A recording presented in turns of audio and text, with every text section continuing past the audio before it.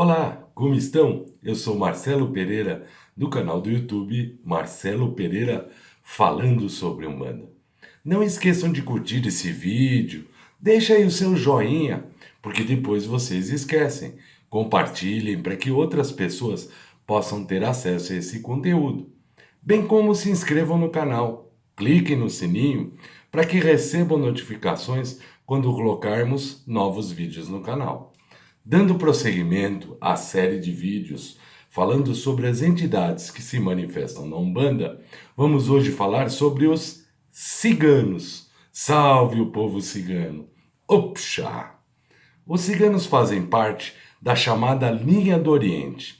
Nesta linha existem diversas correntes ciganas, vale dizer, o mais variado tipo de trabalhadores à disposição do serviço de atendimento nos terreiros de Umbanda. Agem no plano da saúde, do amor, do conhecimento, são portadores de princípios magísticos próprios e têm um tratamento todo especial e diferenciado de outras correntes que atuam em outras falanges, também na nossa amada Umbanda. Os ciganos se apresentam com trajes típicos e graciosos, com a sua cultura de adivinhações, através das cartas, das leituras de mãos, numerologia, bola de cristal, bem como, inclusive, utilizando as runas. Dentre os mais conhecidos, podemos citar o cigano Pablo, o cigano Vladimir, Ramires, Juan, Artêmio, Iago, Igor, Vitor e tantos outros, como também entre as ciganas nós podemos mencionar Esmeralda, Carmen, Salomé, Carmencita, Rosita, Madalena, Yasmin, Maria Dolores, Zaira, Sulamita, né? Sarita e outras também. É importante aí que se esclareça que a vinculação vibratória e de axé desses espíritos ciganos tem relação estreita com as cores por eles utilizados. Por exemplo, tenho a honra de trabalhar com o cigano Pablo, que segue a irradiação de Ogum, razão pela qual uma das cores, este é o traje que ele utiliza, é o vermelho. Vale dizer que identifica o orixá Ogum na Umbanda. Há ciganas que usam amarelo, outras que usam o verde esmeralda e assim por diante. E é através das cores, meus irmãos, que elas nos passam a dica da irradiação do orixá que trabalham. Os ciganos utilizam-se de incensos que são os seus defumadores, os quais auxiliam na limpeza, seja do corpo astral do consulente e também no equilíbrio dos chakras. Cada cigano tem seu incenso de preferência, bem como podem indicar o necessário para auxiliar o consulente na resolução do problema por ele apresentado. Em algumas casas é muito comum manter-se um altar em separado para o povo cigano, o que não quer dizer que não se possa cultuá-lo num altar normal. Aí vai de casa para casa. Nesse altar deve ser colocada a imagem do cigano, seu incenso, uma taça com água, outra com vinho, mantendo a pedra aí da cor da sua preferência e fazendo aí as oferendas periódicas, normalmente de frutas, como por exemplo a maçã. E deve ser sempre mantido este altar iluminado, seja com uma vela branca ou com a vela da cor utilizada pelo cigano. Em se tratando aí de ciganas, pode ser substituído o vinho por um licor doce. Os espíritos ciganos gostam muito de festas e todos eles e todas estas festas, né, devem acontecer regadas aí de bastante frutas, né? São frutas, eles apreciam muitas frutas que, claro, não levem espinhos de qualquer espécie. Ciganos costumam costumam apreciar muito a chamada sangria, que é feita com vinho quente, várias frutas, canela em pau e cravo da Índia. Quando baixam no terreiro, os ciganos transformam esse lugar em suas tendas, em verdadeiras tendas, dançando, cantando muito, transbordando a alegria e a liberdade, que são os seus atributos principais: liberdade e alegria. O povo cigano, por ser nômade, preza muito a liberdade. Por quê? Eles entendem que os seres humanos não têm raízes e não devem ficar presos ao solo por este motivo. As saias ciganas são sempre muito coloridas, o baralho, o espelho, o punhal, os dados, os cristais, as castanholas, o violino, o tamborim, a dança, a música, moedas, medalhas, são sempre aí os instrumentos magísticos de trabalho utilizados por esta linha maravilhosa da Umbanda, que é o povo cigano, que representa, né, o povo cigano. Os ciganos trabalham aí com os encantamentos, com as magias, fazem por força de seus próprios mistérios. Olham aí dentro das pessoas através dos seus olhos. Isto é uma magia cigana, né? Enxergar o outro, o interior do outro através dos seus olhos. Eles olham fundo nos olhos do consulente. É muito comum usarem em seus trabalhos moedas antigas, fitas de todas as cores, folhas de sândalo, punhal, raiz de violeta, cristais, lenços coloridos, folhas de tabaco, tacho de cobre ou de prata, cestas de vime, pedras coloridas, areia de rio, vinho, perfumes, e escolhem certas datas em dias especiais sobre a regência das diversas fases da lua. Isso é muito importante para o povo cigano. Os ciganos são verdadeiros andarilhos. São livres, são alegres. A sua origem é indiana, mas surgem dos mais variados lugares, com uma descendência aí infinita, ao ponto que seria impossível de citar todas as suas descendências. As mais conhecidas, né, são Espanha, Portugal, Hungria, Marrocos, Argélia, Rússia, Romênia e Iugoslávia. Carregam aí os seus costumes, suas características e suas tradições próprias, conforme o local em que tiveram a sua vivência, quando encarnados, é claro.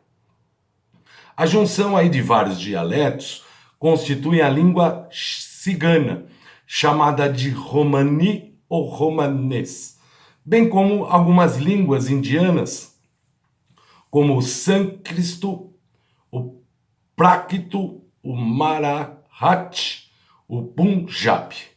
A maior parte dos indianistas, porém, fixa a pátria dos ciganos no nordeste da Índia. Mas os indianistas modernos, mais recentes, têm tendência a não considerá-lo um grupo homogêneo. Tem tendência a considerar como um povo viajante, muito antigo, composto de elementos diversos, dos quais poderiam vir do sudeste da Índia. O povo cigano foi objeto de muito preconceito. Foram discriminados e considerados sem pátria. Os preconceitos já existentes eram reforçados aí pelo convencimento difundido na Europa de que a pele escura fosse sinal de inferioridade e de malvadeza. Os ciganos eram considerados inimigos da igreja, a qual condenava as práticas ligadas ao sobrenatural, como a cartomancia e a leitura de mãos. O clima de suspeitas e preconceitos é facilmente perceptível em lendas e provérbios, que tendem a indicá-los como sendo descendentes de Caim e, portanto, malditos, né? Basta verificar Gênesis 9, 25. Difundiu-se também a lenda de que eles teriam fabricado os pregos que serviram para crucificar Cristo, ou, segundo outra versão, que eles teriam roubado o quarto prego, tornando assim mais dolorosa a crucificação do Senhor. Na Sérvia e na Romênia, foram mantidos em estado de escravidão por um tempo razoável. A caça ao povo cigano aconteceu com muita crueldade e com bárbaros tratamentos. Deportações, torturas, matanças foram praticados em vários estados, especialmente com a consolidação dos estados nacionais. Sob o nazismo, os ciganos tiveram um tratamento igual ao dos judeus. Muitos deles foram enviados aos campos de concentração, onde foram submetidos à experiência de esterilização, usando como cobaias humanas. Calcula-se que cerca de 500 mil de ciganos tenham sido eliminados durante o regime nazista. Atualmente, os ciganos estão presentes em todos os países europeus, nas regiões asiáticas, por eles atravessadas, nos países do Oriente Médio e no norte da África. Na Índia, existem grupos que conservam os traços exteriores das populações ciganas. Trata-se dos Lambad ou Banjara, as populações seminômades, ou que os ciganólogos definem como ciganos que permanecem na pátria. Nas Américas e na Austrália, eles chegaram acompanhando os deportados e colonos. Os primeiros ciganos que vieram para o Brasil, isto no século XVI, trazidos foram pela corte real de D. João VI, para divertir a comitiva, sendo eles cantores, músicos e dançarinos. Calón é o nome da tribo cigana que veio de Portugal e da Espanha, com a sua música flamenca. Outras tribos ou grupos foram os Roms, vindos da Iugoslávia, Romênia e Hungria. A tribo cósmica e Kiev vieram da Rússia e existem mais de 50 tribos no mundo. Recentes estimativas sobre a consistência da população cigana indicam uma cifra ao redor aí de 12 milhões de pessoas. Deve-se salientar que todos esses dados são aproximados, pois, na ausência de censos, esses se baseiam em fontes de informação nem sempre corretas e também confirmadas. Na Itália, inicialmente, o grupo dos Sintos representava uma grande maioria, sobretudo no norte. Nos últimos 30 anos, esse grupo foi progressivamente alcançado e às vezes suplantado pelo grupo dos Rom, provenientes da vizinha antiga Iugoslávia, e em quantidades menores de outros países do leste europeu. Na Itália meridional já estava presente há muito tempo o grupo dos Rom Abruzzi. No argumento histórico ou linguístico, não há argumento histórico, melhor dizendo, ou linguístico, que permita confirmar a hipótese de algum êxodo dos ciganos do Egito, ao ponto, ao longo da costa africana, para ganhar aí pelo sul a Península Ibérica. Ao contrário, os ciganos chegaram à Espanha pelo norte, depois de terem atravessado toda a Europa. O cigano designa a si como o Rom, pelo menos na Europa, Lon na Armênia, Dom na Pérsia, Dom ou Dum na Síria, ou então como Manush. Todos esses vocábulos são de origem indiana. Manush ou Manis deriva diretamente do sânscrito e significam homem, principalmente homem livre. Rom e Manush se aplicam a dois dos principais grupos de ciganos da Europa Ocidental. A língua cigana, o romani, é uma língua da família indo-europeia, que, pelo vocábulo e pela gramática, está ligada ao sânscrito. Os ciganos não permitem sua divulgação e tradução para os gadis, que são os não ciganos, para que esses não conheçam seus segredos. No entanto, eles assimilaram muitos vocábulos das línguas dos países por onde passaram. Outros dialetos, como o caló, também são usados por alguns grupos. Os ciganos, ao deixarem a Índia, não carregaram as suas divindades. Eles possuíam, na sua língua, apenas uma palavra para designar Deus, Del ou Devel. Eles se adaptaram facilmente às regiões dos países onde permaneceram e tornaram-se cristãos. Já no início do século XIV, em Creta, praticavam o rito grego. Nos países conquistados pelos turcos, ciganos permaneceram cristãos, enquanto outros se renderam ao Islã. Dentre as suas migrações em direção ao oeste, eles se diziam ser cristãos e se conduziam como peregrinos. A peregrinação mais citada em nossos dias, quando nos referimos ao povo cigano, é a de Sainte-Marie de la Mer, na região de Camargue, no sul da França. A origem do culto de Santa Sara permanece ainda um mistério e foi, provavelmente, na primeira metade do século XIX, que os boêmios criaram o hábito da grande peregrinação anual a Camargue. Muitas ciganas que não conseguiam ter seus filhos faziam promessas a ela, Santa Sara, no sentido de que se concebessem, iriam à cripta da Santa, em Sainte-Marie de la Mer, no sul da França, onde fariam uma noite de vigília e depositariam em seus pés, como oferenda, um dicló, ou seja, um lenço, o mais bonito que encontrassem. Lá existem centenas de lenços, meus irmãos, como prova de que muitas ciganas receberam essa graça. Sua história e milagres a fez a padroeira universal do povo cigano, sendo festejada todos os anos nos dias 24 e 25 de maio.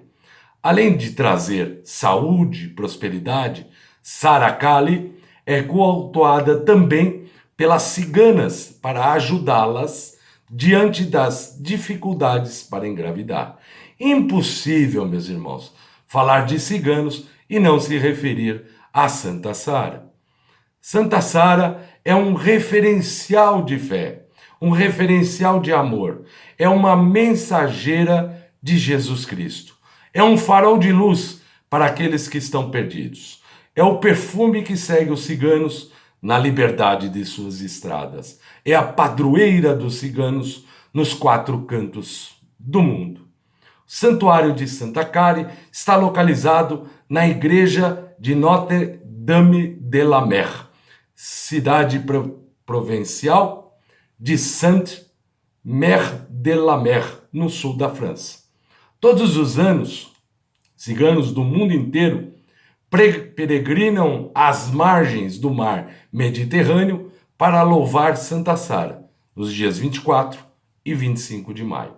Existem várias versões a respeito das lendas de Santa Sara Kali. Entre os anos de 44 e 45, por causa das perseguições cristãs, pela ira do rei Herodes, alguns discípulos de Jesus Cristo foram colocados em embarcações, entregues à própria sorte. Em uma dessas embarcações estavam Maria Madalena, Maria Jacobé, Maria Salomé, José de Arimateia e Trofimo, que junto com Sara, uma cigana escrava, foram atirados ao mar. Milagrosamente, a barca, sem rumo, atravessou o oceano e aportou em Petit Roné, hoje Sainte-Marie de la Mer, na França. Segundo a lenda, as três Marias, em desespero em alto mar, sem esperanças de sobreviver, choravam e rezavam o tempo todo. Sara, ao ver o sofrimento das amigas, retirou de cló, ou seja, o lenço, da cabeça e chamou por Cristesco, ou seja, Jesus Cristo, fazendo um juramento ao mestre, no qual Sara tinha fervorosa fé. A cigana prometeu que caso todos se salvassem, ela seria escrava do Senhor e jamais andaria com a cabeça descoberta em sinal de respeito. O Dicló é um simbolismo forte entre os ciganos. Significa aliança da mulher casada em sinal de respeito e fidelidade. Santa Sara protege as mulheres que querem ser mães e sentem dificuldades de engravidar. Protege também os partos difíceis. Basta ter fé na sua energia. No casamento, tem-se a escolher o cônjuge dentro do grupo ou sobregrupo com notáveis vantagens econômicas. A importância do dote para os ciganos, para o povo cigano, é fundamental, especialmente para os rom.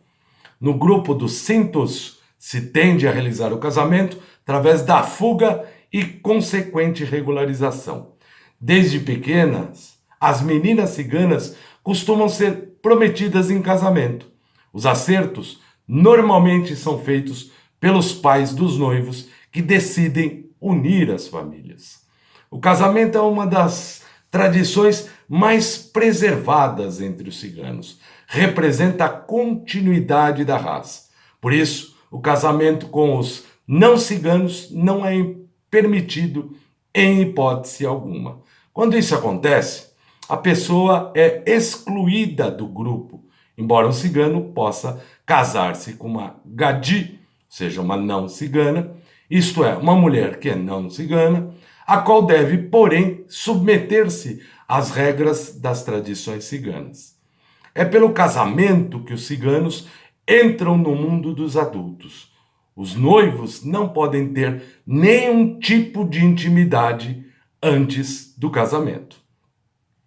A grande maioria dos ciganos no Brasil ainda exigem a virgindade da noiva.